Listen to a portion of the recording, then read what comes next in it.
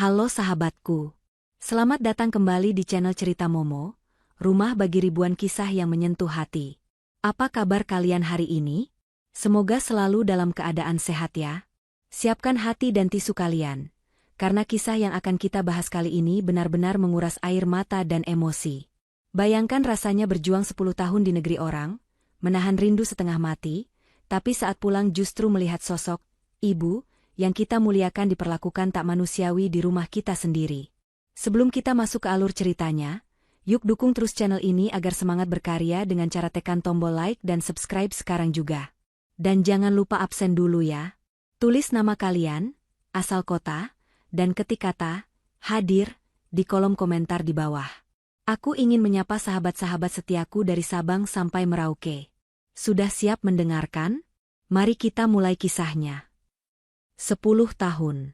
Waktu yang bukan main lamanya bagi seorang anak perempuan yang harus menahan rindu demi sebuah impian. Udara panas Jakarta siang itu menyambut kedatangan Andini, namun hatinya terasa sejuk membayangkan sebentar lagi ia akan memeluk sosok yang paling dicintainya di dunia ini. Di dalam taksi yang melaju membelah kemacetan, Andini tak henti-hentinya tersenyum sendiri. Tangannya menggenggam erat paspor dan sebuah bingkai foto kecil. Foto dirinya dan ibunya, Bu Fatimah, 10 tahun yang lalu. Andini membayangkan wajah teduh ibunya yang kini pasti sudah semakin tua. 10 tahun lalu, Andini pergi ke Taiwan dengan satu tekad bulat, mengubah nasib keluarga. Ia ingat betul bagaimana dulu mereka diusir dari kontrakan karena menunggak bayar. Ia ingat tangis ibunya yang tertahan di balik pintu kamar mandi, agar Andini tidak mendengarnya. Sejak hari itu, Andini bersumpah akan bekerja keras, memeras keringat, bahkan jika perlu menahan lapar, asalkan ibunya bisa hidup layak. Dan hari ini, janjinya telah lunas.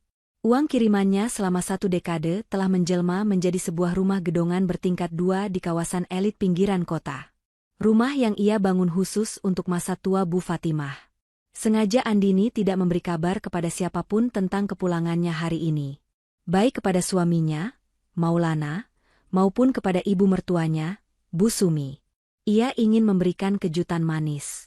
Ia membayangkan Maulana akan berlari menyambutnya, dan Bu Fatimah akan menangis haru melihat putri semata wayangnya pulang dengan kesuksesan.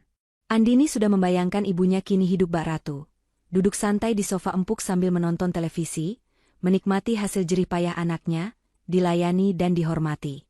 Bukankah setiap bulan Andini selalu mengirim uang lebih dari cukup untuk gaji pembantu dan biaya hidup mewah? Taksi online itu perlahan melambat dan berhenti tepat di depan sebuah gerbang besi hitam yang menjulang tinggi. Rumah itu tampak megah, persis seperti foto yang sering dikirimkan Maulana lewat pesan singkat. Cat dindingnya putih bersih, pilar-pilarnya kokoh, dan ada taman kecil yang asri di depannya. Dada Andini bergemuruh kencang. Ini rumahnya. Ini hasil kerja kerasnya mencuci piring, merawat lansia, dan membersihkan kotoran orang lain di negeri orang selama bertahun-tahun. Andini turun dari taksi, meminta sopir menurunkan 2 koper besarnya. Setelah taksi berlalu, suasana hening. Andini tidak langsung memencet bel. Ia ingin menikmati pemandangan, istananya, sejenak dari celah pagar. Ia ingin mengintip kegiatan orang-orang tercintanya. Matanya menyapu halaman depan yang luas. Di teras yang teduh, Andini melihat seorang wanita parubaya bertubuh subur sedang duduk santai di kursi goyang rotan. Itu Bu Sumi, ibu mertuanya. Bu Sumi tampak necis mengenakan daster rumahan yang terlihat mahal, berbahan sutra mengkilap dengan motif bunga-bunga besar. Di tangannya ada toples keripik, dan di meja sebelahnya tersaji segelas jus jeruk segar. Kipas angin portabel menyala kencang mengarah ke wajahnya. Andini tersenyum tipis, bersyukur mertuanya tampak sehat dan bahagia menikmati fasilitas yang ia berikan. Namun, senyum itu perlahan pudar saat mata Andini beralih ke bawah, tepat di dekat kaki Bu Sumi. Ada sosok lain di sana. Seorang wanita tua, bertubuh kurus kering, mengenakan kaos oblong lusuh yang warnanya sudah memudar menjadi abu-abu kusam dan celana kain yang kedodoran. Wanita tua itu sedang berjongkok, tangannya memegang sikat lantai kasar. Ia sedang menyikat noda di lantai teras dengan tenaga yang terlihat lemah. Punggungnya yang ringkih terlihat naik turun menahan napas. Rambut putihnya yang biasanya tertutup rapi, kini berantakan keluar dari cepolan rambut yang asal-asalan. Jantung Andini seakan berhenti berdetak. Napasnya tercekat di tenggorokan. Ia menyipitkan mata, berharap sinar matahari siang ini menipunya. Ia berharap matanya salah lihat. Mungkin itu pembantu baru yang mereka pekerjakan? Tapi, postur tubuh itu, cara wanita itu menyeka keringat di dahinya dengan punggung tangan. Andini kenal betul gerakan itu. Tiba-tiba terdengar suara bentakan keras dari mulut Bu Sumi yang menembus, hingga ke balik pagar tempat Andini berdiri mematung. Heh, gosok yang benar dong. Itu noda sirup lengket banget. Masa nggak ilang-ilang dari tadi? Kamu niat kerja nggak sih? Dasar tua bangka lelet. Awas ya kalau semut pada datang ke sini gara-gara kamu nggak becus kerjanya. Wanita tua yang sedang berjongkok itu, hanya mengangguk pelan, tanpa berani menatap wajah Bu Sumi. Iya, Bu maaf, ini sedang saya sikat sekuat tenaga. Jawabnya dengan suara parau dan gemetar. Suara itu, suara lembut yang selalu membacakan doa setiap kali Andini menelepon dari Taiwan. Suara yang selalu berkata, Ibu sehat, Nak, kamu makan yang banyak ya. Itu suara ibunya. Itu Bu Fatimah. Dunia Andini runtuh seketika. Langit yang cerah mendadak terasa gelap gulita. Kakinya lemas, seolah tulang-tulangnya dicabut paksa. Bagaimana mungkin?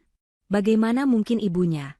Wanita yang ia minta untuk dijaga dan dimuliakan, wanita yang menjadi alasan ia rela membuang masa mudanya menjadi buruh migran, kini berjongkok menyikat lantai di bawah kaki mertuanya? Andini melihat Bu Sumi menendang pelan ember air di dekat Bu Fatimah dengan ujung kakinya, membuat air sabun sedikit menciprat ke wajah ibunya. Bu Fatimah hanya diam, menyeka cipratan air itu dengan ujung kaos lusuhnya, lalu kembali menyikat lantai dengan tangan yang gemetar. Tidak ada perlawanan. Tidak ada kemarahan. Hanya kepasrahan yang menyayat hati. Air mata Andini jatuh tanpa bisa ditahan. Panas dan perih. Bukan air mata haru seperti yang ia bayangkan di dalam taksi tadi, melainkan air mata kemarahan dan luka yang teramat dalam. 10 tahun ia banting tulang, mengirimkan uang puluhan juta setiap bulan, hanya untuk melihat ibunya dijadikan babu di rumah yang dibeli dengan keringat anaknya sendiri. Cengkeraman tangan Andini pada gagang koper terlepas. Brak! Koper besar itu jatuh menghantam aspal jalanan. Suaranya cukup keras memecah keheningan siang itu. Di teras, Bu Sumi terlonjak kaget sampai toples keripiknya hampir tumpah. Bu Fatimah menghentikan gerakan menyikatnya dan menoleh ke arah pagar. Kedua wanita tua itu menatap ke arah gerbang. Di sana, berdiri Andini dengan wajah merah padam, air mata bercucuran, dan tatapan mata yang menyeratkan badai besar akan segera datang. Pandangan mata Andini dan Bu Fatimah bertemu. Mata tua yang lelah itu membelalak kaget, seolah tak percaya melihat putrinya berdiri nyata di sana.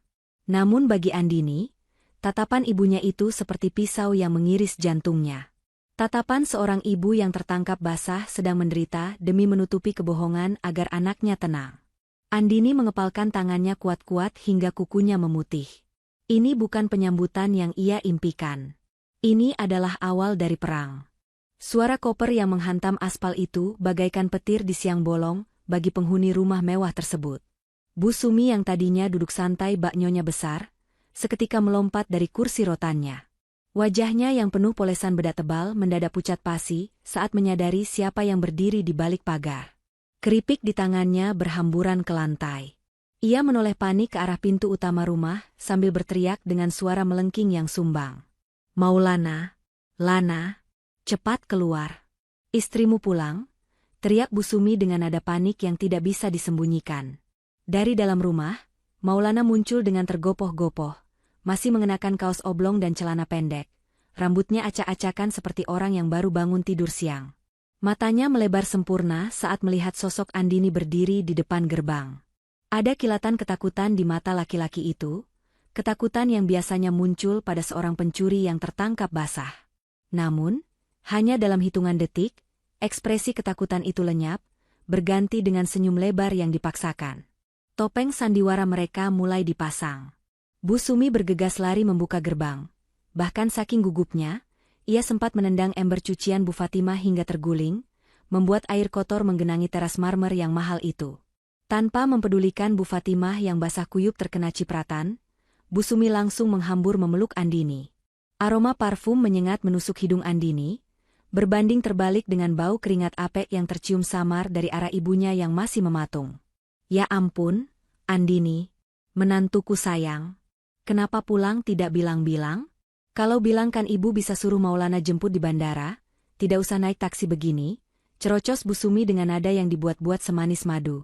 Ia memeluk Andini erat-erat, seolah ingin menghalangi pandangan Andini ke arah teras. Andini membiarkan tubuhnya dipeluk, namun tangannya tetap lurus di samping badan, kaku seperti patung. Matanya tidak lepas menatap Bu Fatimah yang kini berusaha berdiri dengan susah payah. Kaki wanita tua itu tampak gemetar, mungkin karena terlalu lama berjongkok.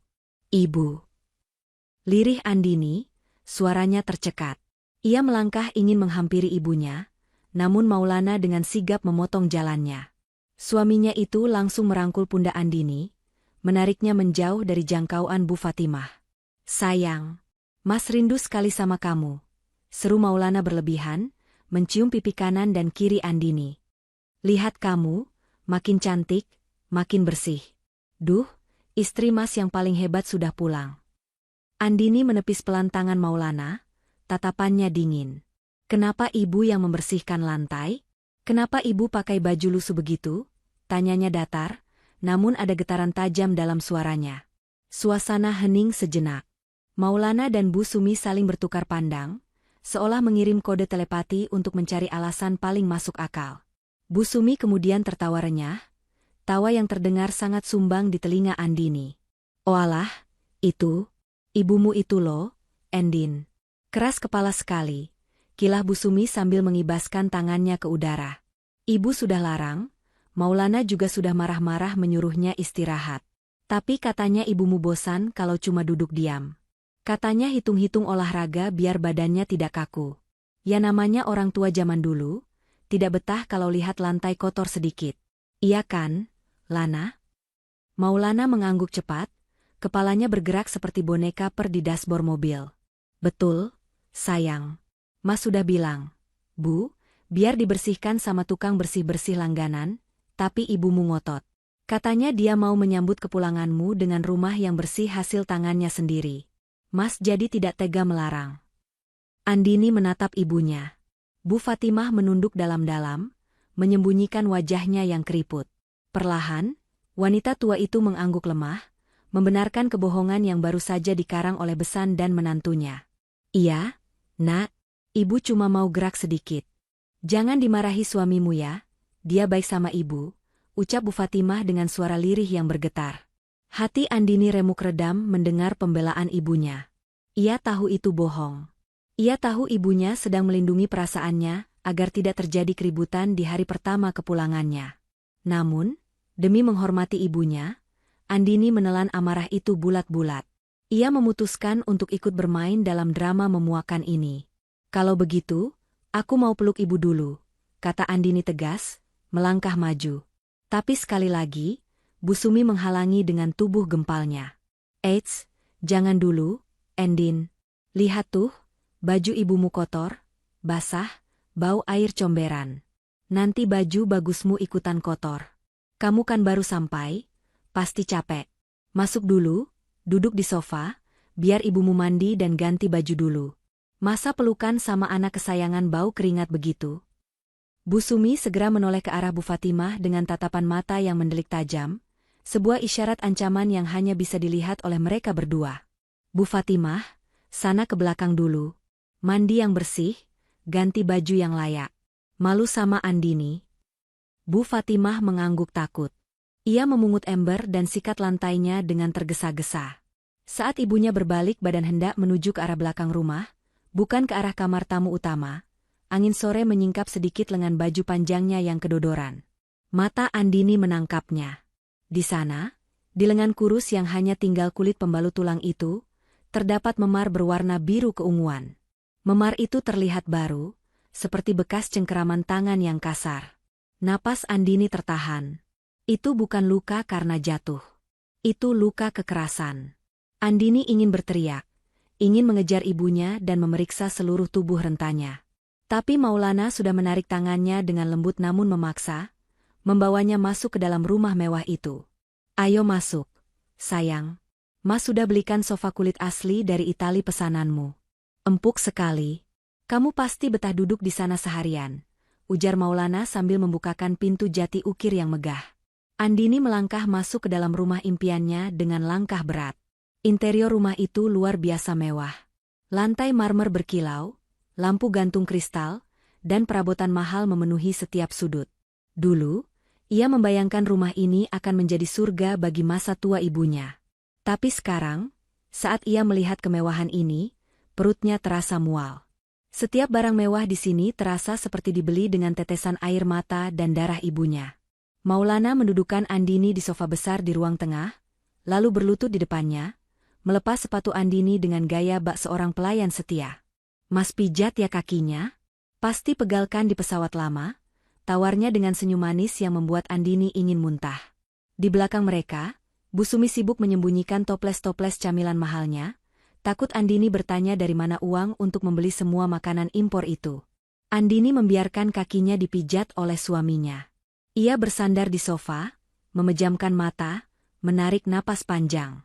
Di balik kelopak matanya yang terpejam, bayangan memar di lengan ibunya terus menari-nari. Rasa kaget dan sedihnya perlahan bermetamorfosis menjadi sesuatu yang lebih gelap, lebih dingin, dan lebih berbahaya. Dendam. Nikmatilah pijatanmu sekarang, Mas, batin Andini dingin. Karena sebentar lagi, kamu tidak akan punya tangan untuk memohon ampun padaku. Sandiwara dimulai. Dan Andini berjanji, dia yang akan menjadi sutradaranya kali ini. Malam semakin larut, menyelimuti rumah mewah itu dalam keheningan yang mencekam. Di kamar tidur utama yang luas dan berpendingin udara, Maulana sudah terlelap, mendengkur halus di balik selimut tebal yang hangat. Laki-laki itu tidur dengan wajah tanpa dosa, seolah tidak ada beban kejahatan yang ia sembunyikan. Namun di sebelahnya, mata Andini terbuka lebar menatap langit-langit kamar yang dihiasi lampu daunlig teredup. Sejak tadi sore, Andini berpura-pura lelah akibat jet lag agar bisa segera masuk kamar dan menghindari obrolan basa-basi dengan suami dan mertuanya. Ia menunggu. Menunggu hingga seluruh penghuni rumah benar-benar terlelap. Hatinya tidak tenang. Bayangan memar di lengan ibunya dan kebohongan-kebohongan manis yang dilontarkan Bu Sumi terus berputar di kepalanya seperti kaset rusak. Perlahan, Andini menyingkirkan tangan Maulana yang memeluk pinggangnya. Ia turun dari ranjang dengan gerakan sangat hati-hati agar tidak menimbulkan suara decitan. Tanpa mengenakan alas kaki, Andini melangkah keluar kamar seperti hantu, menyusuri lorong rumah yang gelap. Tujuannya satu, kamar tamu di lantai bawah. Dulu, saat merancang denah rumah ini lewat panggilan video, Andini meminta khusus agar kamar tamu di lantai bawah didesain senyaman mungkin untuk Bu Fatimah. Ia meminta kasur ortopedi untuk punggung ibunya yang sering sakit, jendela besar menghadap taman agar ibunya bisa melihat bunga di pagi hari, dan kamar mandi dalam agar ibunya tidak perlu berjalan jauh. Andini sampai di depan pintu kamar itu. Jantungnya berdebar kencang. Ia memutar gagang pintu perlahan. Terkunci. Kening Andini berkerut. Kenapa dikunci? Apakah ibunya dikunci dari luar? Dengan tangan gemetar, Andini mencari kunci cadangan yang biasanya ditaruh di laci bufet ruang tengah. Beruntung, kunci itu masih ada di sana. Dengan napas tertahan, ia membuka pintu kamar itu. Klik. Pintu terbuka. Cahaya lampu dari ruang tengah menerobos masuk, menyinari isi kamar. Andini terbelalak. Kamar itu kosong dari kehidupan manusia. Tidak ada kasur ortopedi, tidak ada lemari pakaian ibunya. Kamar yang seharusnya menjadi tempat istirahat ibunya itu kini penuh sesak dengan tumpukan kardus barang-barang online shop, rak-rak sepatu koleksi Bu Sumi, dan sebuah alat olahraga treadmill yang terlihat jarang dipakai dan kini beralih fungsi menjadi gantungan baju kotor. Kamar ini bukan kamar tidur. Kamar ini telah diubah menjadi gudang barang-barang mewah mertuanya. Ibu. Desis Andini, air matanya mulai menggenang lagi. Jika ibunya tidak tidur di sini, lalu di mana? Firasat buruk menuntun langkah Andini menuju bagian belakang rumah, area servis yang dekat dengan dapur kotor dan tempat mencuci. Semakin ke belakang, udara terasa semakin pengap dan lembab. Bau sisa makanan dan deterjen menguar di udara. Di ujung lorong, dekat pintu keluar menuju jemuran, ada sebuah ruangan kecil bekas gudang penyimpanan alat pel. Ruangan itu sempit. Ukurannya mungkin hanya 2x3 meter. Tidak ada jendela, hanya ventilasi kecil di atas pintu yang tertutup debu tebal. Pintu ruangan itu sedikit terbuka. Andini mendorong pelan pintu kayu yang catnya sudah mengelupas itu. Suara engsel yang berkarat memecah keheningan malam. Cahaya senter dari ponsel Andini menyapu isi ruangan itu, dan pemandangan di depannya membuat lututnya seketika lemas, hingga ia harus berpegangan pada kusen pintu agar tidak ambruk. Di atas lantai keramik yang dingin, hanya beralaskan kasur busa tipis yang sudah kempes dan berwarna kusam, Bu Fatimah sedang tertidur meringkuk. Tidak ada selimut tebal, hanya kain jarik batik tua yang menutupi tubuh ringkihnya. Sebuah kipas angin kecil yang baling-balingnya penuh debu berputar berisik di sudut ruangan, berusaha mengusir hawa panas dan nyamuk yang berdengung. Di samping bantal yang apek, tergeletak botol air mineral bekas yang diisi air putih dan piring plastik bekas makan yang belum diangkat. Ini bukan kamar manusia. Ini kandang. Bahkan kucing peliharaan tetangga di Taiwan diperlakukan lebih baik daripada ini. Andini membekap mulutnya sendiri, menahan isak tangis agar tidak pecah dan membangunkan seisi rumah. Ia melangkah masuk, mendekati sosok ibunya. Dengan lembut, ia duduk di tepi kasur tipis itu, mengusap rambut putih ibunya yang berantakan. "Bu?" panggil Andini lirih. Suaranya pecah. Bu Fatimah bergerak gelisah, lalu perlahan membuka matanya. Saat melihat siluet Andini dalam remang cahaya, wanita tua itu terlonjak kaget dan berusaha bangun dengan susah payah. "Endin? Ya Allah, nak, kenapa kamu di sini? Kenapa belum tidur?" tanya Bu Fatimah dengan suara serak, panik. Ia buru-buru menarik kain jariknya untuk menutupi kakinya yang penuh bekas gigitan nyamuk. "Kenapa ibu tidur di sini?" tanya Andini, air matanya jatuh menetes ke tangan ibunya. "Kenapa bukan di kamar depan? Kenapa di gudang? Bu, aku bangun rumah ini buat ibu, bukan buat gudang sepatu Bu Sumi." Bu Fatimah tersenyum gentir, tangannya yang kasar menggenggam erat tangan Andini, mencoba menenangkan putrinya. "SSTTT, jangan keras-keras, nanti suamimu bangun. Ibu tidak apa-apa di sini, nak. Di depan itu AC-nya terlalu dingin, tulang ibu ngilu. Di sini hangat, dekat dapur, jadi kalau ibu mau masak subuh-subuh gampang, tidak perlu jalan jauh." "Ibu bohong," potong Andini tajam. "Ibu tidak pernah suka panas. Ibu juga takut gelap. Dan kamar ini tidak ada jendelanya, Bu. Ini tidak sehat." Bu Fatimah menunduk, tidak bisa lagi menyembunyikan kenyataan, namun tetap berusaha membela menantunya. "Sudahlah, nak, yang penting kamu sudah pulang. Ibu rela tidur di mana saja, asalkan kamu bahagia sama suamimu. Maulana itu orang baik, dia cuma menuruti ibunya. Bu Sumi kan orang tua, kita harus hormati." "Hormati?" Dengan cara menginjak-injak ibu. Andini menyibakkan sedikit lengan baju ibunya, memperlihatkan lagi memar biru itu di bawah cahaya ponsel. "Ini perbuatan siapa, Bu? Maulana? Atau Bu Sumi?" Bu Fatimah menarik tangannya cepat, menyembunyikannya di balik punggung. "Ini cuma kepentok lemari, Endin. Sungguh. Jangan cari ribut ya, nak. Ibu mohon. Kamu baru pulang, jangan rusak rumah tanggamu gara-gara ibu yang tua dan tidak berguna ini. Ibu cuma numpang di sini." Kata numpang itu menghunjam dada Andini seperti belati. Rumah ini dibangun dengan uang Andini, tanahnya dibeli dengan tabungan Andini, tapi ibunya sendiri merasa numpang. Betapa hebatnya cuci otak yang dilakukan Maulana dan ibunya selama ini. Andini sadar, mendesak ibunya untuk bicara jujur malam ini hanya akan membuat ibunya semakin ketakutan. Ibunya sudah terlalu lama hidup dalam tekanan dan intimidasi mental. Andini menghapus air matanya kasar. Ia tidak boleh lemah. Jika ia menangis terus, ibunya akan semakin sedih. Ia harus kuat. Ia harus menjadi pelindung yang selama ini absen. "Baik, Bu.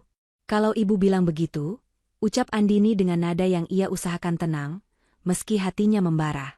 Ia membetulkan letak kain jarik ibunya, lalu mencium kening wanita tua itu lama sekali. "Tidurlah lagi. Besok pagi, aku janji keadaan akan mulai berubah." "Kamu jangan marahi suamimu ya," pinta Bu Fatimah cemas. "Tidak, Bu.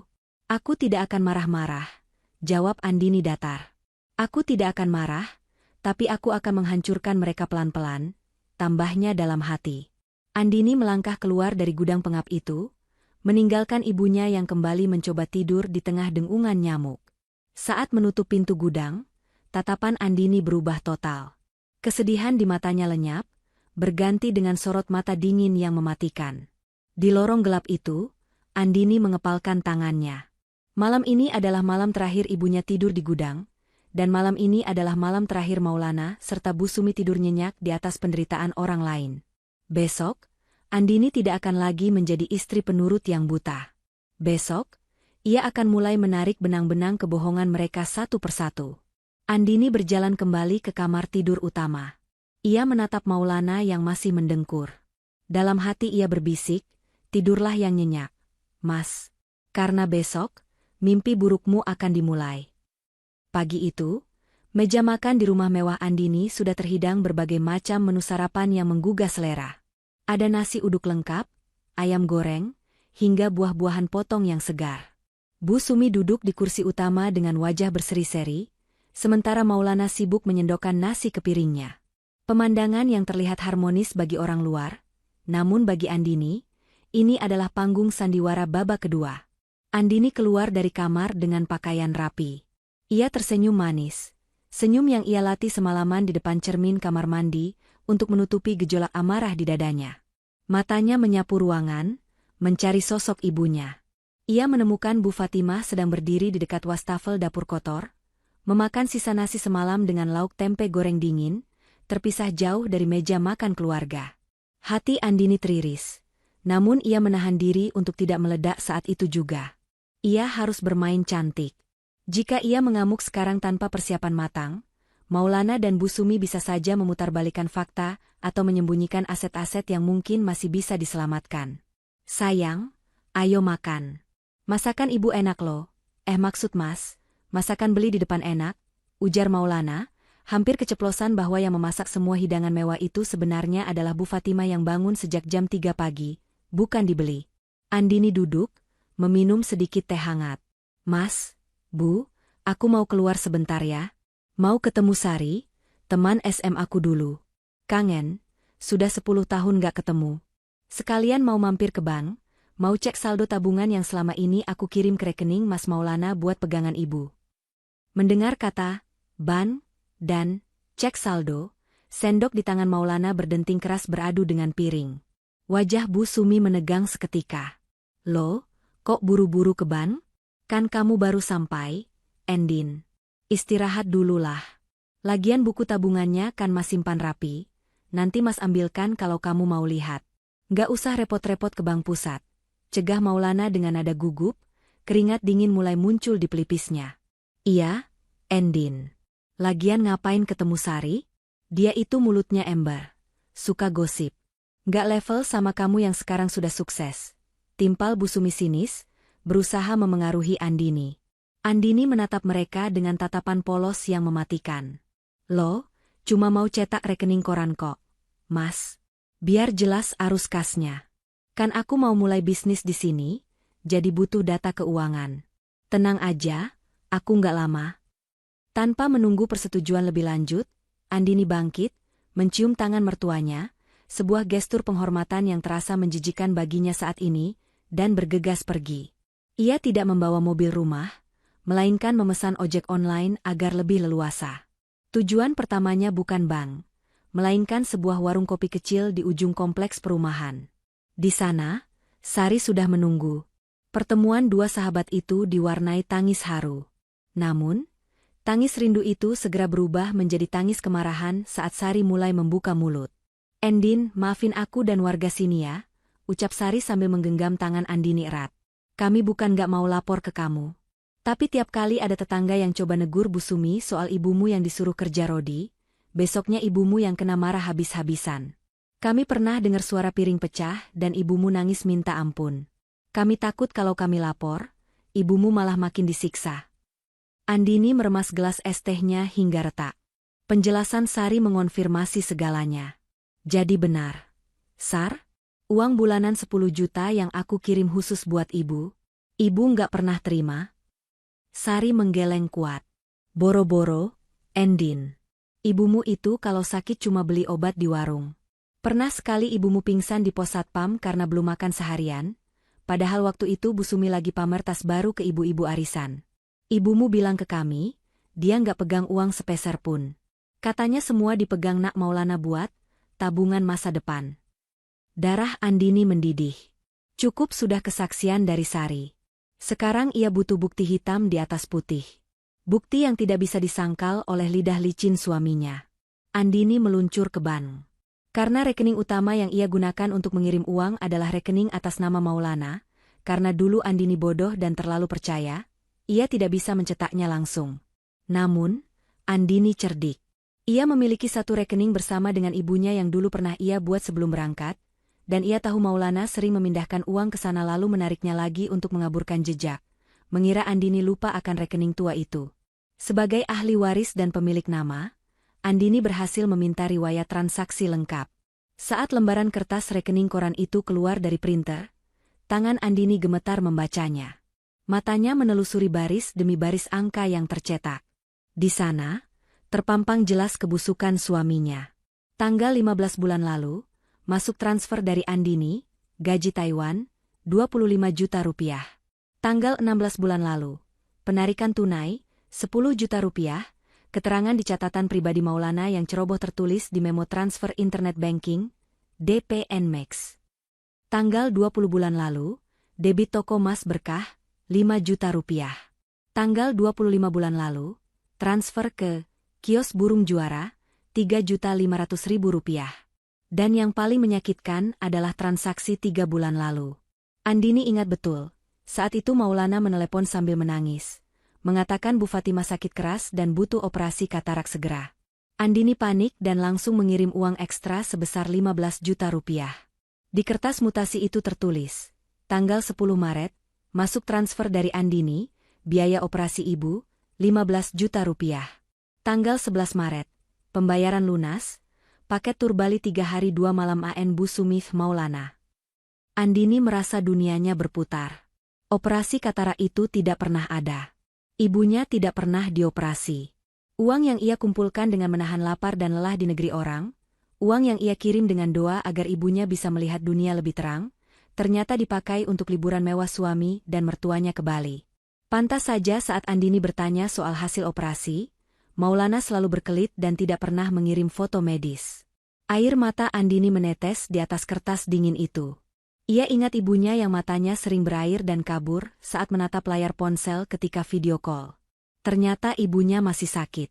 Ibunya masih menderita, sementara parasit-parasit itu bersenang-senang di atas penderitaannya. Andini melipat kertas bukti itu dan memasukkannya ke dalam tas. Wajahnya yang tadi basah oleh air mata kini mengering, menyisakan ekspresi dingin yang menakutkan. Rasa cintanya pada Maulana telah hangus terbakar, menjadi abu yang siap ia tiup kapan saja. Kalian pikir aku wanita bodoh yang bisa ditipu selamanya? Gumam Andini pelan saat keluar dari bank. Kalian menikmati uang, operasi, ibu untuk liburan? Baik. Aku pastikan, liburan kalian selanjutnya adalah di jalanan. Andini mengeluarkan ponselnya. Ia tidak langsung pulang. Ia menelepon seseorang, sebuah kontak yang baru saja ia dapatkan dari internet saat menunggu antrean bank tadi. Halo? Apakah benar ini jasa pengacara perceraian dan sengketa harta? Saya butuh konsultasi. Segera. Perang sesungguhnya baru saja dimulai. Dan Andini memegang senjata paling mematikan, bukti. Sepulang dari bank, Andini tidak langsung melabrak suami dan mertuanya. Ia melangkah masuk rumah dengan wajah murung yang dibuat-buat, bahunya sengaja dibungkukan seolah sedang memikul beban dunia yang teramat berat. Aktingnya harus sempurna. Ia tahu, untuk menumbangkan pohon besar yang busuk, ia tidak boleh hanya memotong rantingnya, tapi harus mencabut akarnya sampai ke tanah. Dan akar kebusukan Maulana serta Bu Sumi adalah uang. Melihat Andini pulang dengan wajah kusut, Maulana dan Bu Sumi yang sedang menonton televisi langsung saling sikut. Mereka khawatir Andini mengetahui saldo rekening yang sudah tiris. Namun, sebelum Maulana sempat bertanya, Andini sudah lebih dulu menghempaskan tubuhnya ke sofa sambil memijat pelipisnya, mendesah panjang penuh frustrasi. Kenapa, Endin? Kok mukanya ditekuk begitu? Orang bank bilang apa? Tanya Maulana hati-hati, jantungnya berdegup kencang takut ketahuan belangnya. Andini menatap suaminya dengan mata berkaca-kaca, air mata buaya yang ia pelajari dari sandiwara mereka selama ini. Mas, aku bingung. Tadi orang bank bilang, uang tabungan utamaku yang 2 miliar rupiah hasil kerja 10 tahun, tidak bisa dicairkan. Mendengar angka, 2 miliar, mata Bu Sumi langsung membelalak hijau, bersinar terang mengalahkan lampu kristal di ruang tamu. Rasa takutnya lenyap seketika, berganti dengan keserakahan yang meluap-luap. 2 miliar? Kamu punya uang sebanyak itu, Endin? Pekik Bu Sumi, suaranya melengking girang. Andini mengangguk lemah. Iya, Bu. Itu tabungan rahasia yang aku kumpulkan sedikit demi sedikit di rekening luar negeri. Rencananya mau aku pakai buat modal usaha kita dan beli mobil baru buat ibu. Tapi, Andini sengaja menggantung kalimatnya, memancing rasa penasaran mereka. Tapi kenapa? Jangan bikin ibu jantungan, desak Bu Sumi tidak sabar. Pihak bank bilang, karena itu transfer dalam jumlah besar dari luar negeri, dananya tertahan sistem keamanan. Kalau mau cair besok, harus ada dana pancingan atau biaya administrasi prioritas sebesar 100 juta rupiah yang disetor tunai hari ini juga ke rekening perantara. Kalau tidak, uang 2 miliar itu akan hangus atau dikembalikan ke Taiwan dan prosesnya bisa memakan waktu tahunan lagi. Maulana menelan ludah. 100 juta. Jumlah yang sangat besar. Apalagi setelah ia menguras uang kiriman Andini untuk foya-foya. Tapi, bayangan uang 2 miliar yang akan segera cair membuat otaknya berhenti berpikir logis. Matematika keserakahan mulai bekerja di kepalanya. Korban 100 juta demi dapat 2 miliar? Itu untung besar. Waduh, Endin, uang kas kita lagi kosong. Mas baru saja pakai buat investasi tanah di luar kota. Bohong Maulana dengan gagap. Padahal uang itu habis di meja judi dan cicilan gaya hidup. Andini pura-pura menangis putus asa. Yah, berarti hangus dong uangnya? Padahal aku sudah bayangkan ibu naik mobil baru, mas punya showroom sendiri. Ya sudahlah, mungkin memang bukan rezeki kita. Kalimat Andini itu sukses membakar sumbu panik Bu Sumi. Wanita tua yang gila harta itu tidak rela melepaskan bayangan mobil baru dan status orang kaya raya di depan teman-teman arisannya. Ia langsung mencengkeram lengan Maulana. Lana, pikirkan cara. Jangan sampai uang 2 miliar itu melayang. Kamu ini laki-laki kok lelet amat mikirnya. Bentak Bu Sumi. Maulana tampak berpikir keras, keringat dingin bercucuran. Tiba-tiba, Bu Sumi menjentikan jarinya. SK pensiun Bapak. SK almarhum bapakmu kan masih ada di lemari. Itu nilainya tinggi kalau digadaikan. Kita bisa dapat pinjaman cepat. Wajah Maulana cerah, tapi kemudian redup lagi. Tapi Bu, proses gadai di bank resmi butuh waktu seminggu cairnya. Andini bilang butuh uangnya hari ini juga. Andini melirik tajam dari balik telapak tangannya yang menutupi wajah. Ia menahan senyum sinis. Ikan sudah mulai memakan umpan. Ada Pak Burhan, Lana, rentenir yang di pasar itu, seru Bu Sumi tanpa ragu sedikitpun. Dia bisa cairkan dana dalam 1 jam. Bunganya memang besar, tapi kan cuma pinjam sehari. Besok begitu uang 2 miliar Andini cair, kita langsung lunasi hutang ke Pak Burhan. Beres kan? Kita masih untung 1,9 miliar. Logika sesat Bu Sumi terdengar sangat masuk akal bagi Maulana yang sudah dibutakan harta. Tanpa meminta persetujuan Andini, karena mereka menganggap Andini hanyalah sumber uang yang bodoh. Maulana langsung berlari ke kamar ibunya, mengobrak-abrik lemari, dan mengambil map berisi surat keputusan pensiun, SK pensiun, pegawai negeri sipil milik almarhum ayahnya. Itu adalah satu-satunya harta berharga peninggalan bapak mertua Andini yang selama ini dijaga, namun kini dikorbankan demi nafsu serakah. Mas pergi dulu, Endin. Kamu tenang saja, Mas akan urus dana pancingan itu. Pokoknya besok kita kaya raya. Seru Maulana penuh semangat sambil menyambar kunci motor. Bu Sumi ikut mengekor di belakangnya, ingin memastikan anaknya tidak membawa kabur uang pinjaman itu sendiri. Sepeninggal suami dan mertuanya, tangis palsu Andini berhenti seketika. Ia menegakkan punggungnya, menyeka air mata buaya itu dengan tisu, lalu membuangnya ke tempat sampah. Wajahnya kembali dingin dan datar. Dari arah dapur, Bu Fatimah berjalan tertatih-tatih membawakan segelas air putih hangat. Ia mendengar sekilas percakapan tadi dan tampak cemas. Endin, ibu dengar Maulana mau pinjam uang ke rentenir? Bahaya, Nak. Rentenir itu jahat. Bunganya mencekik. Jangan biarkan suamimu terjerat. Nasihat Bu Fatimah dengan polosnya, masih saja memikirkan nasib menantu yang telah menyiksanya. Andini menatap ibunya dengan tatapan iba sekaligus tegas. Ia menerima gelas itu, menggenggam tangan ibunya yang kasar. Biarkan saja, Bu, ucap Andini pelan namun penuh penekanan. Orang yang serakah harus diberi pelajaran dengan cara mereka sendiri. Mereka pikir mereka sedang menjemput rezeki, padahal mereka sedang menggali kuburan mereka sendiri. Andini tahu betul konsekuensinya. Meminjam uang 100 juta ke rentenir dengan jaminan SK pensiun adalah tindakan bunuh diri finansial. Bunga rentenir itu berjalan harian.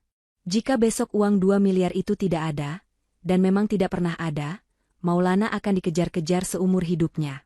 Aset mereka akan disita, harga diri mereka akan diinjak-injak. Persis seperti mereka menginjak-injak harga diri Bu Fatimah. Sore harinya, Maulana dan Bu Sumi pulang dengan membawa tas kresek hitam berisi uang tunai 100 juta rupiah. Wajah mereka berseri-seri penuh kemenangan. Tanpa banyak tanya, Maulana langsung menyerahkan uang itu pada Andini. Ini, sayang, 100 juta tunai. Cepat setor ke rekening perantara itu. Mas sudah tidak sabar jadi miliarder, ujar Maulana Jumawa. Andini menerima uang itu dengan tangan dingin. Baik, Mas. Aku transfer sekarang lewat mobile banking ya. Andini memang mentransfer uang itu. Tapi bukan ke rekening perantara, fiktif untuk mencairkan dana 2 miliar. Ia mentransfer uang 100 juta itu ke rekening tabungan khusus atas nama Bu Fatimah yang ia pegang aksesnya, sebagai ganti rugi awal atas penderitaan ibunya selama ini. Sudah beres, Mas, kata Andini sambil menunjukkan bukti transfer palsu yang sudah ia edit sebentar di ponselnya. Besok pagi uang 2 miliarnya cair. Alhamdulillah, seru Bu Sumi sambil bertepuk tangan, lalu memeluk Maulana. Mereka berpelukan merayakan kemenangan semu, menari-nari di bibir jurang kehancuran. Malam itu, Maulana dan Bu Sumi tidur dengan mimpi indah tentang mobil mewah dan liburan keliling dunia. Sementara di kamar sebelah, Andini tersenyum puas. Ia tahu, saat matahari terbit besok, mimpi indah mereka akan berubah menjadi mimpi buruk yang tak berujung. Jerat telah terpasang, dan mangsanya sudah terikat kuat. Matahari belum tinggi benar, tapi kesibukan di rumah mewah itu sudah seperti pasar pagi. Hari ini adalah hari ulang tahun Bu Sumi.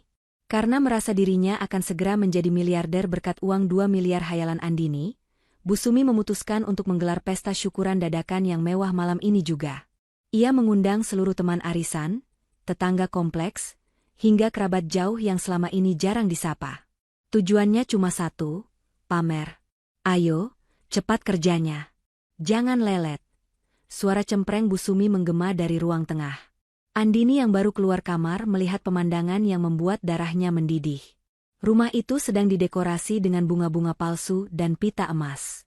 Maulana sibuk menelepon catering dan sewa tenda, berhutang sana-sini dengan jaminan, besok dibayar lunas. Tapi yang paling menyakitkan adalah melihat Bu Fatimah. Di dapur, Bu Fatimah yang kakinya masih sakit, dipaksa mengupas sekarung kentang dan memotong tumpukan daging sapi sendirian. Wajah tuanya banjir keringat, napasnya tersengal-sengal.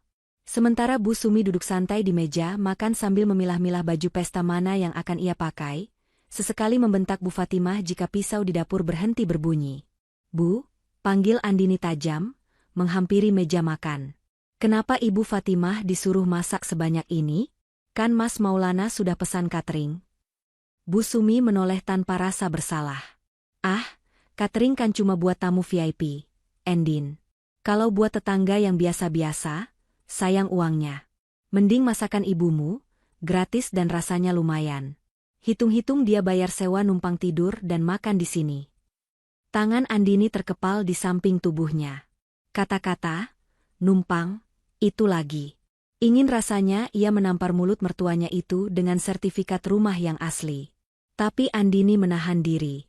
Sabar, Andini. Sedikit lagi. Biarkan mereka terbang tinggi sebelum kamu hempaskan ke tanah, batinnya. Andini berjalan ke dapur, mengambil pisau dari tangan ibunya. Ibu istirahat saja. Biar Andini yang lanjutkan atau kita beli saja lauk tambahan di warung. Bu Fatimah menahan tangan Andini, menggeleng lemah. Matanya menyiratkan ketakutan. Jangan, nak, nanti Bu Sumi marah. Ibu nggak apa-apa kok. Ibu senang bisa bantu acara mertuamu. Kamu dandan yang cantik sana, kan kamu bintangnya nanti malam. Malam pun tiba. Rumah itu terang benderang oleh lampu hias. Tamu-tamu mulai berdatangan dengan pakaian necis. Musik dangdut koplo diputar cukup kencang dari speaker sewaan. Bu Sumi berdiri di pintu depan Bak Ratu Inggris, mengenakan kebaya penuh payet yang menyilaukan mata, lehernya dililit kalung emas tebal, yang Andini tahu itu emas muda hasil kredit. Wah, Jeng Sumi, pestanya meriah banget. Dengar-dengar menantunya sukses besar ya di Taiwan? Tanya seorang ibu-ibu berlipstik merah menyala. Bu Sumi tertawa lebar, memamerkan gigi palsunya. Oh jelas dong. Andini itu menantu emas saya. Rumah ini, mobil, semua hasil didikan saya ke dia. Makanya dia berbakti banget. Sebentar lagi dia mau cairkan 2 miliar buat saya loh, Jeng. Tamu-tamu berdecak kagum, memuji Bu Sumi yang dianggap sukses mendidik anak dan menantu. Maulana berdiri di samping ibunya, membusungkan dada dengan bangga, seolah dialah yang bekerja keras. Sementara Andini berdiri di pojokan, tersenyum kecut melihat sirkus kemunafikan ini. Mana minumannya? Kok gelas tamu pada kosong? Teriak Bu Sumi tiba-tiba, suaranya melengking mengatasi suara musik. Ia menoleh ke arah lorong dapur. Dari sana, muncullah Bu Fatimah. Ibunya mengenakan seragam pelayan berwarna hitam putih, bekas seragam pembantu tetangga yang dipinjam paksa oleh Bu Sumi. Bu Fatimah membawa nampan besar berisi gelas-gelas sirup merah yang berat. Langkahnya tertatih-tatih, tangannya yang kurus gemetar hebat menahan beban nampan itu. Andini melihat pemandangan itu dari seberang ruangan. Jantungnya serasa ditusuk ribuan jarum. Ibunya, wanita yang melahirkannya dengan taruhan nyawa, kini dijadikan tontonan sebagai pelayan di pesta orang yang merampok harta anaknya. Lama banget sih. Tamu keburu haus. Bentak Bu Sumi di depan semua orang. Ia sengaja ingin mempermalukan Bu Fatimah, menunjukkan siapa yang berkuasa di rumah itu. Bu Fatimah mempercepat langkahnya dengan gugup. Namun, karena karpet ruang tamu yang tebal dan kakinya yang lemas, ia tersandung sedikit. Gelas-gelas di nampan berdenting keras, nyaris tumpah. Heh, hati-hati. Kalau gelas kristal itu pecah, kamu nggak bakal sanggup ganti meski kerja seumur hidup. Hinaan Bu Sumi meluncur lancar, disambut tawa kecil beberapa teman arisannya yang tak punya hati. Maulana hanya diam, sibuk merokok, pura-pura tidak melihat. Batas kesabaran Andini putus malam itu juga. Persetan dengan rencana menunggu besok. Ia tidak bisa membiarkan ibunya dihina 1 detik lagi. Andini melangkah cepat membelah kerumunan tamu. Hak tinggi sepatunya berbunyi tegas di lantai marmer. Ia menghampiri ibunya, mengambil alih nampan berat itu dengan 1 tangan, sementara tangan lainnya merangkul bahu ringkih Bu Fatimah. Biar Andini saja, Bu, ucapnya lembut pada ibunya, namun matanya menatap tajam ke arah Bu Sumi. Bu Sumi yang melihat Andini mengambil alih tugas pelayan justru semakin besar kepala. Nah, gitu dong. Contoh menantuku ini, cekatan. Sini bawakan minumnya ke Jeng Sri. Perintah Bu Sumi sambil menunjuk temannya. Andini tersenyum miring. Senyum yang membuat bulu kuduk Maulana yang melihatnya dari jauh tiba-tiba meremang. Andini berjalan mendekati Bu Sumi yang sedang berdiri di tengah ruangan, tepat di bawah lampu kristal, memamerkan gaun mahalnya. Ini minumannya, Bu, kata Andini. Saat jarak mereka tinggal 1 langkah, Andini sengaja, tersandung, kaki meja yang jelas-jelas terlihat. Biur. 1 nampan penuh berisi sirup merah kental itu tumpah seluruhnya. Bukan ke lantai, tapi tepat mengguyur tubuh Bu Sumi dari dada hingga ke kaki. Gaun kebaya mahal berwarna krem itu seketika berubah warna menjadi merah darah, lengket dan basah kuyup. Keheningan seketika menyergap ruangan itu. Musik seolah berhenti mendadak. Semua tamu ternganga. Bu Sumi menjerit histeris seperti orang kesurupan. Ah. Gaun mahalku. Mata kamu di mana, Andini? Andini berdiri tegak, tidak ada raut penyesalan sedikit pun di wajahnya. Ia justru menatap mertuanya dengan tatapan dingin yang menusuk tulang. UPS, maaf Bu, ucap Andini datar, tanpa nada bersalah. Tanganku licin. Sama licinnya seperti mulut orang yang berani menjadikan ibuku pembantu di pesta ini. Kalimat itu diucapkan dengan lantang, terdengar jelas oleh seluruh tamu undangan. Suasana pesta yang meriah seketika berubah mencekam. Maulana yang tadinya santai merokok, langsung membuang rokoknya dan berlari mendekat dengan wajah merah padam, siap menampar istrinya. Tapi Andini tidak gentar. Ia mengangkat dagunya, menantang suaminya dan mertuanya di hadapan semua orang. Pesta topeng ini sudah selesai. Sekarang saatnya membuka wajah asli. Tangan kekar Maulana melayang di udara, siap mendaratkan tamparan keras ke pipi Andini. Wajah laki-laki itu merah padam, urat-urat lehernya menonjol menahan amarah yang memuncak. Para tamu undangan menahan napas, beberapa ibu-ibu menutup mulut ngeri. Namun, Andini tidak bergeming 1 inci pun. Ia tidak memejamkan mata, tidak juga menunduk takut. Ia menatap tajam tepat ke manik mata suaminya dengan sorot keberanian yang belum pernah dilihat Maulana sebelumnya. Tampar, Mas, tantang Andini dengan suara rendah namun terdengar jelas di keheningan ruangan itu. 1 kali tanganmu menyentuh wajahku, detik itu juga kamu akan membusuk di penjara. Kamu lupa siapa yang memegang kendali atas hidupmu selama 10 tahun ini. Tangan Maulana gemetar di udara, berhenti hanya beberapa sentimeter dari pipi mulus istrinya. Ancaman dingin Andini membekukan nyalinya. Ia sadar, Andini bukan lagi istri penurut yang bisa digertak. Maulana menarik tangannya dengan kasar, lalu mengepalkannya di sisi tubuh. Dasar istri durhaka. Tidak tahu diuntung. Jerit Busumi memecah ketegangan, air mata kemarahannya bercampur dengan lelehan sirup merah yang lengket di wajahnya. Saya sudah rawat kamu. Saya anggap kamu anak sendiri. Begini balasanmu? Mempermalukan mertua di depan orang banyak? Di mana sopan santunmu? Hah? Busumi mulai memainkan peran sebagai korban. Ia menangis meraung-raung, mencoba menarik simpati tamu-tamu yang mulai berbisik-bisik. Lihat ibu-ibu. Lihat kelakuan menantu yang katanya sukses ini.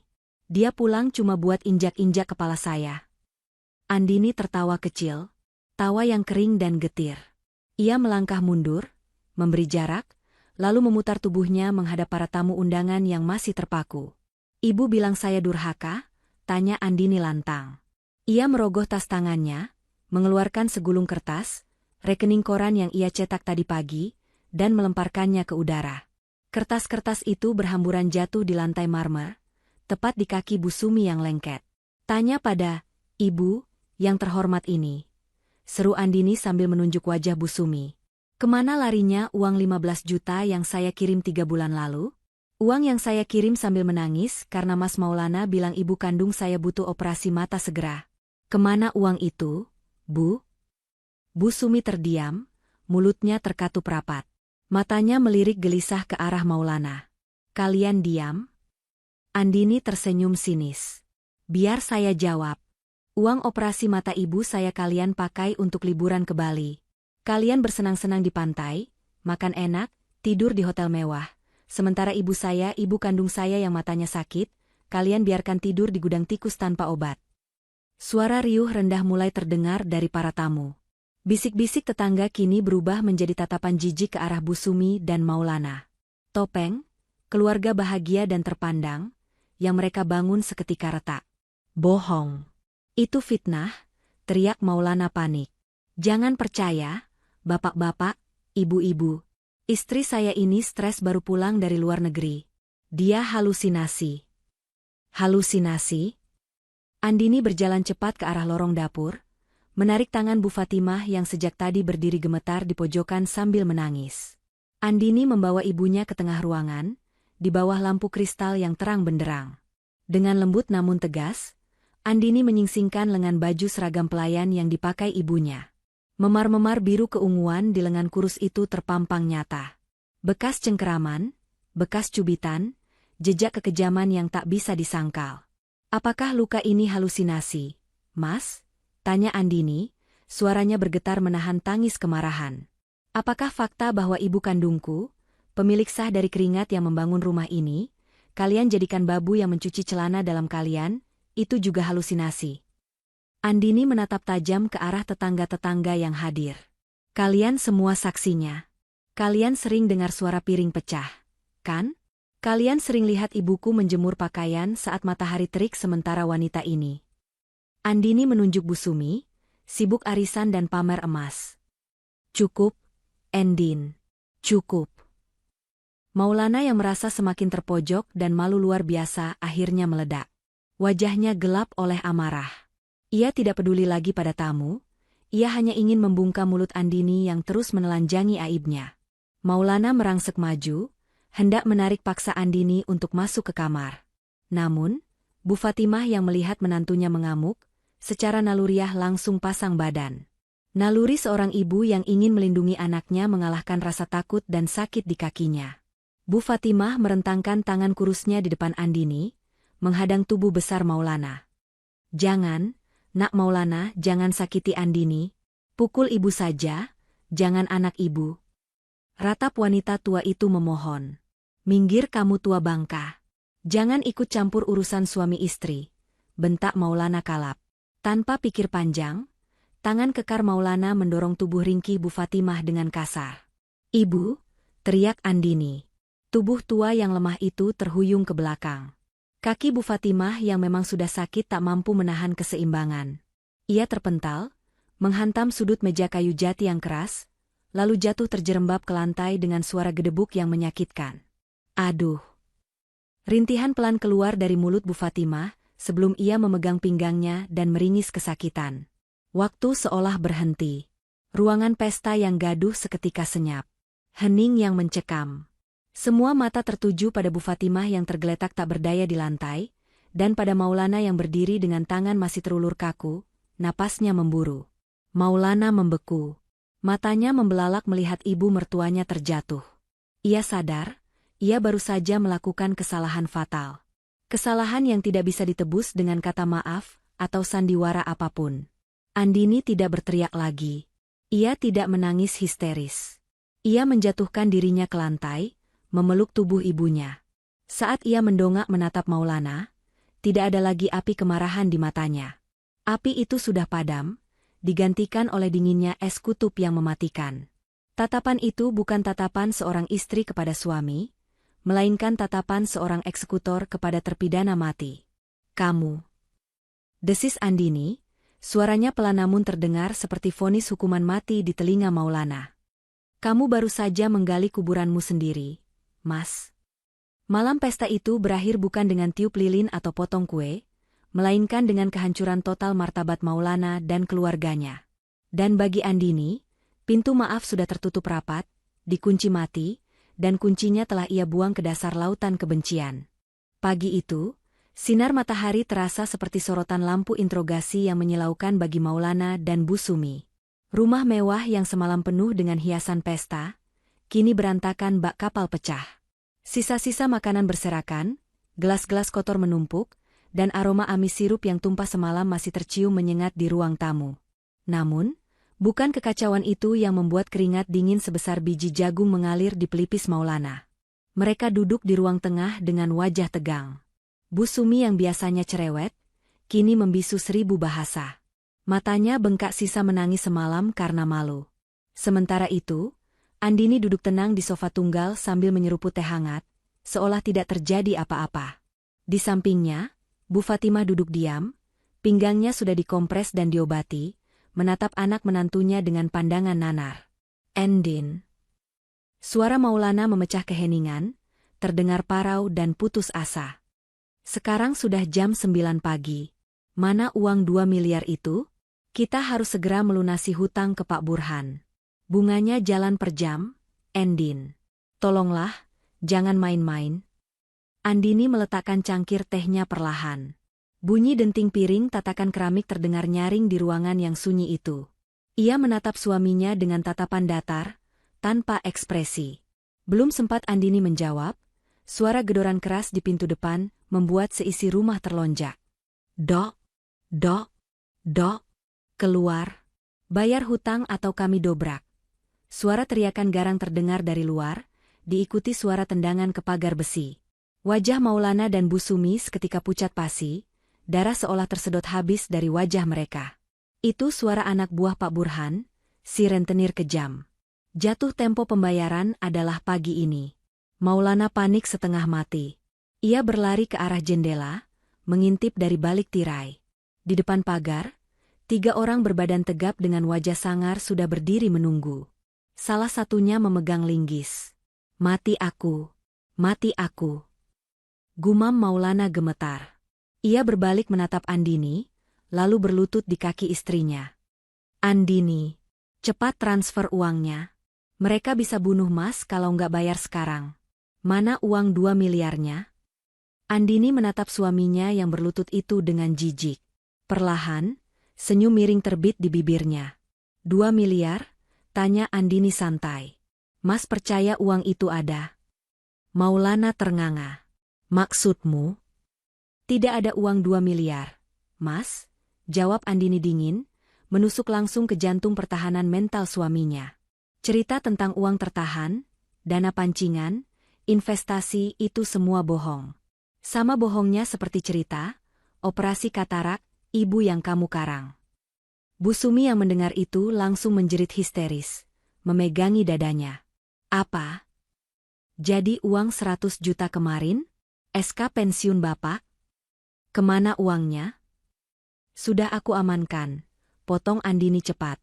Anggap saja itu cicilan pertama untuk mengganti kerugian yang kalian sebabkan pada ibuku selama 10 tahun. SK pensiun itu sekarang jadi jaminan kebodohan kalian sendiri. Brak? Pintu depan didobrak paksa. 3 penagih hutang masuk dengan sepatu kotor mereka, menginjak lantai marmer tanpa permisi. Pak Burhan, pria berkumis tebal dengan jaket kulit, masuk terakhir sambil menghisap rokok kretek. Nah, ini dia tuan rumahnya, ujar Pak Burhan menyeringai seram. Mana duit saya? Pokok 100 juta, plus bunga harian dan denda keterlambatan jadi 120 juta. Cash. Sekarang. Maulana mundur ketakutan hingga punggungnya menabrak tembok. Pak Burhan tolong beri waktu. Saya ditipu istri saya. Saya nggak urus-urusan rumah tanggamu, bentak Pak Burhan. Kamu yang tanda tangan, kamu yang gadai SK, kamu yang terima duit. Bayar atau kami sita barang-barang di sini. Pak Burhan memberi kode pada anak buahnya. Mereka mulai bergerak kasar, hendak mengambil televisi layar datar berukuran besar di ruang tengah. Bu Sumi menjerit-jerit melarang, tapi langsung didorong hingga jatuh ke sofa. Ambil saja rumah ini, teriak Maulana putus asa, mencoba menyelamatkan dirinya sendiri dari pukulan. Sita rumah ini Pak, ini rumah saya, nilainya miliaran, cukup buat bayar hutang. Mendengar itu, Pak Burhan mengangkat tangan, menyuruh anak buahnya berhenti. Matanya berbinar licik. Boleh juga. Mana sertifikatnya? Ada di lemari. Ambil saja. Seru Maulana, rela kehilangan tempat berteduh asalkan nyawanya selamat. Tunggu, suara Andini terdengar tajam, memotong transaksi gila itu. Andini berdiri tegak, melangkah maju menghadapi para preman itu tanpa rasa takut sedikitpun. Dari dalam tas kerjanya yang ia siapkan di meja, ia mengeluarkan sebuah map hijau. Ia menarik selembar kertas tebal berhologram, sertifikat hak milik, SHM. Maulana tidak punya hak sejengkal pun atas tanah dan bangunan ini, ucap Andini lantang. Ia membuka sertifikat itu dan menunjukkannya tepat di depan wajah Pak Burhan. Di sana, tertulis jelas nama pemilik sah, Andini Putri. Bukan Maulana. 10 tahun lalu, sebelum saya kirim uang untuk beli tanah ini, saya sudah buat perjanjian pisah harta dan surat kuasa pembelian atas nama saya sendiri lewat notaris kepercayaan ayah saya. Jelas Andini, matanya melirik tajam ke arah Maulana yang kini melongo seperti orang bodoh. Maulana cuma perantara yang menandatangani akta jual beli sebagai wali, tapi hukumnya rumah ini 100% milik saya. Andini menatap Pak Burhan dengan berani. Bapak mau sita rumah saya untuk hutang pribadi dia? Silakan kalau Bapak mau saya lapor polisi detik ini juga atas tuduhan perampokan dan penyerobotan lahan. Saya punya pengacara yang siap bergerak. Pak Burhan adalah pemain lama, ia tahu hukum. Menyita aset yang bukan atas nama debitur adalah pidana berat yang bisa membuatnya masuk bui. Ia membaca sertifikat itu, lalu menatap Maulana dengan kemarahan yang meluap. Bajingan! Kamu mau jebak saya ya? Pak Burhan menampar pipi Maulana dengan keras. Plah! Maulana terhuyung, sudut bibirnya berdarah. Rumah ini milik istrimu. Kamu nggak punya apa-apa, bentak Pak Burhan. Ia mencengkeram kerah baju Maulana. Karena kamu nggak bisa bayar dan nggak punya jaminan, kamu ikut kami ke kantor. Kami akan urus kamu di sana sampai kamu bisa melunasi hutangmu. Jangan, Mas, tolong Mas. Andini, tolong suamimu. Maulana merengek, menangis seperti bayi, mengulurkan tangannya pada Andini. Bu Sumi ikut bersujud di kaki Andini. Endin, tolong Endin. Ibu minta maaf. Jangan biarkan Maulana dibawa. Andini menatap pemandangan itu dengan hati yang sudah membatu. Dulu, mungkin ia akan luluh. Tapi bayangan ibunya tidur di gudang sempit dan memar di lengan wanita tua itu, menghapus semua rasa ibanya. Maaf, Mas. Maaf, Bu, ucap Andini dingin. Seperti kata Mas Maulana kemarin, itu hutangmu, bukan hutangku. Dan rumah ini adalah istana ibuku. Tidak ada tempat bagi orang asing yang jahat di sini. Andini memberi isyarat tangan mempersilakan pada Pak Burhan. Bawa saja dia, Pak. Urusan hutang piutang dia tidak ada hubungannya dengan saya. Pak Burhan menyeringai puas. Dua anak buahnya langsung menyeret Maulana keluar rumah dengan kasar. Maulana meronta-ronta, berteriak memanggil nama Andini, tapi Andini hanya memalingkan wajah, kembali duduk di samping ibunya dan menggenggam tangan keriput itu erat-erat. Pergi dari rumahku, ucap Andini pelan pada Bu Sumi yang masih menangis di lantai. Bereskan barang-barang ibu sekarang, atau aku minta tolong bapak-bapak ini sekalian untuk melempar koper ibu ke jalan raya. Kehancuran finansial itu telah tiba. Maulana diseret rentenir, SK pensiun bapaknya hilang, dan mereka diusir dari surga yang selama ini mereka tumpangi dengan cara haram.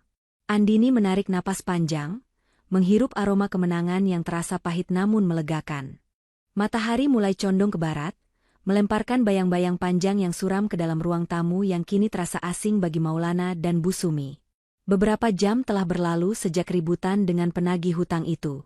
Maulana akhirnya dilepaskan oleh anak buah Pak Burhan di depan pagar rumah, namun bukan tanpa harga. Mobil kreditan yang selama ini dibanggakan Maulana telah dibawa paksa, begitu pula motor sport kesayangannya, dan seluruh perhiasan emas yang menempel di tubuh Bu Sumi telah dilucuti paksa sebagai pembayaran bunga dan denda. Kini, laki-laki yang dulu berjalan dengan dagu terangkat itu duduk bersimpuh di lantai marmer, bajunya sobek di bagian bahu, wajahnya lebam, dan sudut bibirnya masih menyisakan darah kering. Di sampingnya, dua koper besar berisi pakaian mereka sudah tergeletak tak berdaya. Tidak ada lagi keangkuhan, tidak ada lagi tawa mengejek. Yang tersisa hanyalah aroma kekalahan yang menyengat. Andini berdiri di hadapan mereka, memeluk lengan di dada. Wajahnya tenang, namun matanya sedingin es. Di belakangnya, Bu Fatimah duduk di kursi roda, yang baru saja dibeli Andini siang tadi lewat layanan antar cepat, menatap nanar pada besan dan menantunya yang kini terlihat seperti pengemis. Waktu kalian sudah habis. Suara Andini memecah keheningan, datar dan tanpa emosi. Silakan angkat kaki dari rumah saya. Mendengar pengusiran itu, tangis Bu Sumi pecah kembali. Wanita tua yang biasanya gila hormat itu kini merangkak. Benar-benar merangkak, mendekati kaki Andini. Ia memeluk kaki menantunya itu erat-erat, air matanya membasahi celana panjang Andini. Endin, ibu mohon. Endin, jangan usir ibu. Ratap Bu Sumi dengan suara serak yang menyedihkan. Ibu sudah tua, Endin. Mau tinggal di mana ibu kalau diusir? Rumah kontrakan ibu yang dulu sudah habis masa sewanya. Ibu tidak punya siapa-siapa lagi selain kamu dan Maulana. Tolonglah, Nak. Ibu janji akan berubah. Ibu mau jadi pembantu di sini tidak apa-apa, asalkan jangan usir ibu ke jalanan. Andini menunduk, menatap wanita yang dulu memaki ibunya, tua bangka tak berguna, itu. Tidak ada rasa iba sedikit pun di hati Andini. Yang ia lihat bukanlah mertua yang malang, melainkan monster yang telah mencuri 10 tahun kebahagiaan ibunya. Jadi pembantu, ulang Andini sinis. Ibu pikir menjadi pembantu itu mudah? Ibu pikir enak disuruh tidur di gudang pengap tanpa jendela? Ibu pikir enak dimaki-maki saat menyikat lantai sampai tangan gemetar? Itu yang ibu lakukan pada ibu kandung saya selama bertahun-tahun. Dan sekarang ibu minta belas kasihan. Andini menghentakkan kakinya, melepaskan diri dari pegangan Bu Sumi hingga wanita itu terjerembab. Maulana yang sejak tadi menunduk, kini mengangkat wajahnya. Air mata mengalir deras di pipinya yang bengkak. Ia beringsut maju, mencoba meraih tangan Andini, namun Andini melangkah mundur menjauh, seolah sentuhan suaminya adalah najis. Sayang, Mas tahu masalah. Mas hilaf. Isak Maulana, suaranya bergetar hebat. Mas dibutakan harta. Tapi Mas masih suamimu, Endin.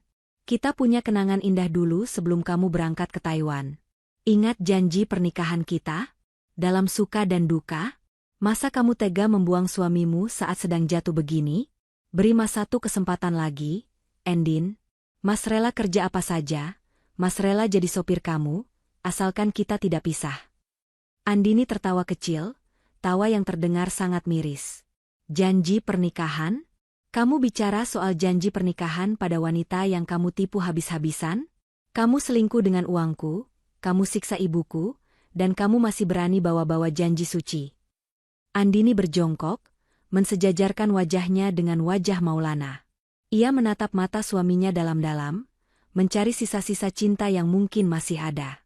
Tapi nihil. Yang ia temukan hanya kehampaan. Dengar baik-baik, Mas, bisik Andini tajam. Andini yang dulu, yang bodoh dan penurut itu, sudah mati. Dia mati tepat saat melihat ibunya tidur beralaskan tikar di gudang. Cintaku padamu sudah habis, Mas. Sudah kering. Tidak ada tetes tersisa untuk pengkhianat sepertimu. Tapi aku suamimu, Endin, teriak Maulana putus asa. Mantan, koreksi Andini cepat.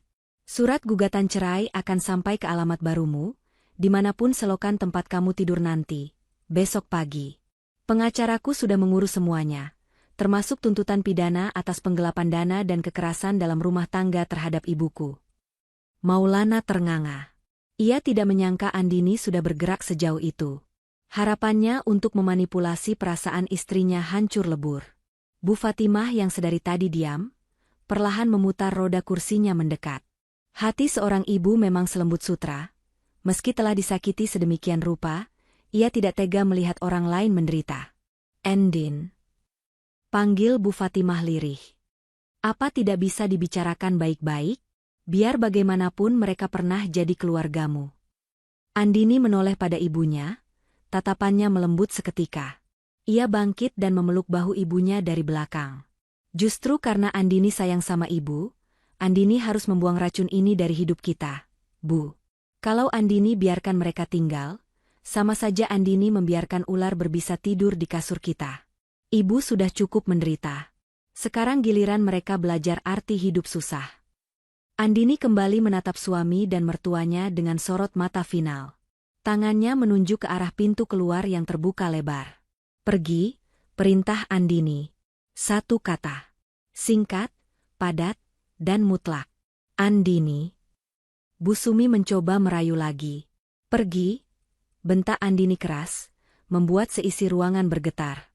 Atau aku panggil satpam kompleks untuk menyeret kalian seperti sampah. Maulana tahu ia sudah kalah telak. Dengan gemetar, ia bangkit berdiri, kakinya goyah. Ia memapah ibunya yang masih menangis terseduh-seduh untuk berdiri. Dengan langkah berat, mereka meraih koper-koper itu. Setiap langkah menuju pintu keluar terasa seperti berjalan menuju tiang gantungan. Saat mereka melangkah keluar dari teras, langit sudah mulai gelap. Gerbang besi hitam yang megah itu terbuka. Maulana sempat menoleh ke belakang sekali lagi, menatap istana yang seharusnya bisa ia nikmati seumur hidup jika saja ia tidak serakah. Ia menatap Andini yang berdiri tegak bak Dewi pembalas dendam di ambang pintu, dengan Bu Fatimah di sampingnya. Pintu jati besar itu perlahan ditutup oleh Andini dari dalam. Blam! Suara pintu tertutup itu menjadi penanda akhir dari segalanya. Maulana dan Bu Sumi berdiri di pinggir jalan aspal yang dingin. Tanpa mobil, tanpa uang, tanpa rumah, dan tanpa harga diri. Angin malam mulai menusuk kulit, membawa kabar buruk tentang masa depan yang suram. Dari balik pagar, mereka mendengar suara kunci diputar 2 kali. Klik, klik. Mereka benar-benar sudah terusir. Langit bergemuruh pelan, rintik hujan mulai turun, seolah alam pun setuju untuk membasuh jejak kotor mereka dari halaman rumah itu. Maulana menatap ibunya, dan Bu Sumi menatap anaknya. Di mata mereka, tidak ada lagi kasih sayang ibu dan anak, yang ada hanya tatapan saling menyalahkan dalam diam. Kehancuran mereka sempurna. 1 bulan telah berlalu sejak malam badai itu. Rumah mewah dengan pilar-pilar tinggi yang dulu menjadi saksi bisu penderitaan Bu Fatimah, kini tampak sepi. Sebuah papan besar bertuliskan, "Dijual cepat," terpampang jelas di pagar depan. Andini memutuskan untuk melepaskan istana itu. Baginya, rumah itu bukan lagi lambang kesuksesan, melainkan monumen keserakahan dan luka hati yang ingin ia kubur dalam-dalam. Uang hasil penjualan rumah itu sebagian ia sumbangkan ke panti jompo, seolah ingin membasuh sisa-sisa energi negatif yang melekat pada harta tersebut. Pagi itu, udara terasa sangat segar, berbeda dengan udara kota yang penuh polusi dan kemunafikan. Sebuah mobil MPV berwarna putih melaju perlahan membelah jalanan pedesaan yang di kanan kirinya terhampar sawah hijau menguning. Di dalam mobil, Andini menyetir dengan senyum yang merekah tulus, senyum yang sudah 10 tahun hilang dari wajahnya. Di kursi penumpang sampingnya, Bu Fatimah duduk dengan wajah berseri-seri, kaca jendela dibuka sedikit membiarkan angin pegunungan membelai wajah tuanya yang kini tampak lebih segar dan berisi. "Kita sudah sampai, Bu," ucap Andini lembut sambil membelokkan mobil memasuki halaman sebuah rumah kayu bergaya joglo yang asri. Rumah itu tidak semegah rumah gedongan mereka di kota. Tidak ada lantai marmer impor, tidak ada lampu kristal gantung, dan tidak ada pagar besi menjulang tinggi. Namun, rumah itu dikelilingi halaman luas yang penuh dengan bunga melati dan anggrek, bunga kesukaan Bu Fatimah. Ada kolam ikan kecil dengan gemericik air yang menenangkan, dan sebuah balai-balai bambu di teras depan yang menghadap langsung ke arah gunung. "Masya Allah, indah sekali, Nak," desah Bu Fatimah kagum. Matanya berkaca-kaca. "Ini rumah kita?" "Iya, Bu. Ini rumah kita," jawab Andini sambil mematikan mesin mobil. "Di sini tidak ada tangga tinggi yang bikin kaki ibu sakit. Tidak ada lantai licin yang harus ibu sikat setiap hari. Di sini, ibu cuma punya satu tugas. Bahagia." Mereka turun dari mobil. Andini menuntun ibunya berjalan pelan menuju teras. Tidak ada lagi seragam pelayan lusuh. Bu Fatimah kini mengenakan gamis katun lembut berwarna biru muda dan kerudung senada yang membuatnya terlihat anggun. Sari, sahabat Andini yang ikut membantu pindahan, menghampiri mereka sambil membawa nampan berisi teh hangat dan pisang goreng. "Endin, kamu dengar kabar terbaru soal mantan suamimu?" tanya Sari hati-hati. Andini menggeleng pelan sambil mendudukkan ibunya di kursi goyang. "Aku tidak peduli lagi, Sar. Tapi, apa kabar mereka?" "Tadi pagi aku lewat pasar induk," cerita Sari. "Aku lihat Bu Sumi sedang ribut sama pedagang sayur. Dia jualan kerupuk keliling tapi diusir karena menghalangi jalan. Bajunya kucel, Endin. Terus si Maulana, aku dengar dia sekarang kerja serabutan jadi kuli panggul di pasar itu. Mereka tinggal di kontrakan petak pinggir kali yang sering banjir. Tiap hari isinya cuma bertengkar saling menyalahkan siapa yang bikin mereka miskin." Mendengar itu, Bu Fatimah menghela napas panjang. Ada rasa iba di mata tuanya, tapi ia tahu itu adalah buah yang mereka tanam sendiri. "Semoga mereka sadar dan bertaubat ya, Nak," gumam Bu Fatimah tulus. Andini mengangguk. Ia tidak merasa senang di atas penderitaan mereka. Ia hanya merasa lega karena keadilan Tuhan telah bekerja dengan sempurna. "Sudah, Bu. Jangan pikirkan mereka lagi. Masa lalu biarlah berlalu."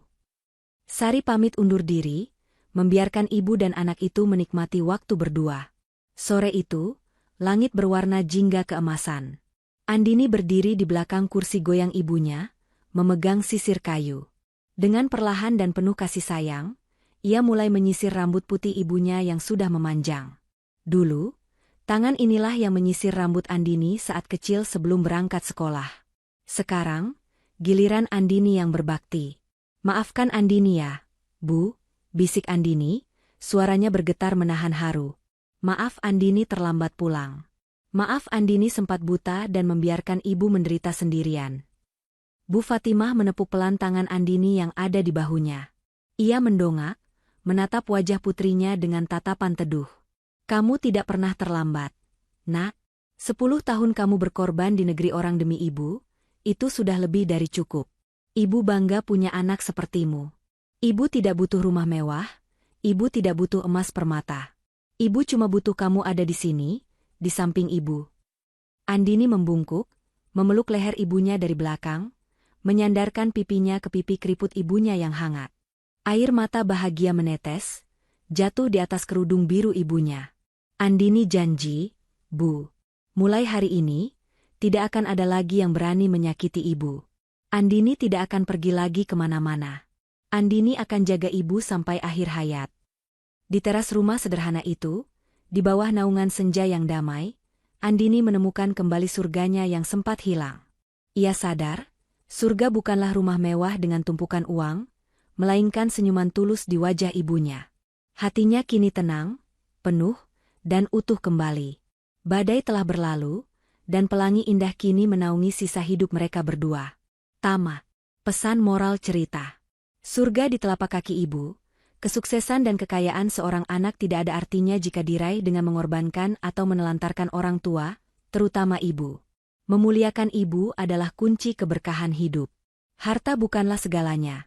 Rumah mewah dan uang miliaran bisa lenyap dalam sekejap, tetapi kasih sayang tulus keluarga adalah harta abadi. Jangan sampai silau oleh materi hingga kehilangan hati nurani. Karma itu nyata. Perbuatan jahat, keserakahan, dan kesombongan, sekecil apapun, pasti akan menuai balasannya. Apa yang kita tanam, itulah yang akan kita tuai di kemudian hari. Komunikasi dalam pernikahan, kejujuran dan keterbukaan adalah pondasi rumah tangga. Ketika kebohongan mulai dipelihara demi menutupi keserakahan, kehancuran hanyalah soal waktu.